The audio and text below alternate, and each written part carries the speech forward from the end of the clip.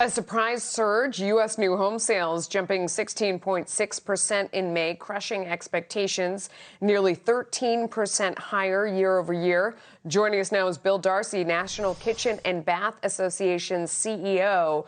So there was another piece of data about existing home sales, and basically, I don't want to bore our audience with the difference, but that data point is lagging and is much older.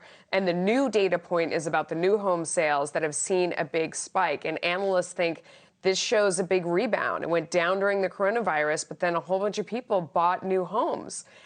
Is your industry seeing this, Bill?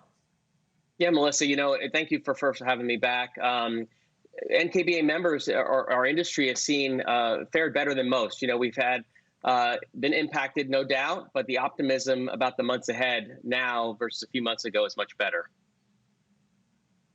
Yeah, and I would say, one of the big things that we have seen throughout this entire crisis is that as people tighten their spending everywhere, the one place they are spending is inside their home.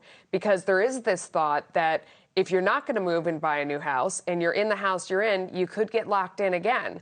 And so people are putting what money they have into home projects, and you have the time to do it, and you're staring at the wall. I don't know anyone who hasn't taken on a project.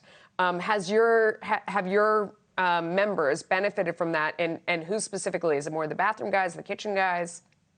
Yeah, it's both. It's interesting. During peak COVID, just north of 80% of the kitchen and bath projects were postponed.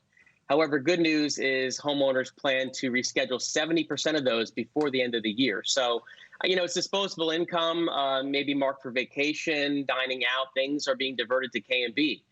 So all those things, granted, it is, we were at a $150 billion industry going into 2020, and at $130 billion, it's no doubt a significant, seemingly less. However, all things considered, again, our industry has fared much better than most.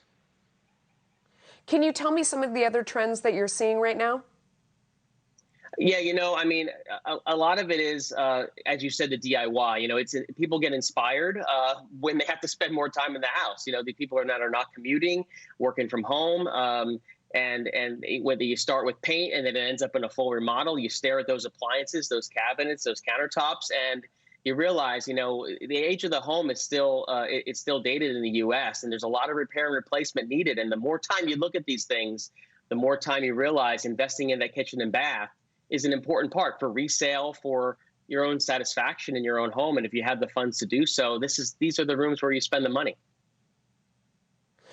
Do you anticipate that, and this was one theory we were hearing a lot today, that people are going to want to buy brand new homes, that the idea of, moving into someone else's space is now even less appealing than it was before? Are you seeing any of that?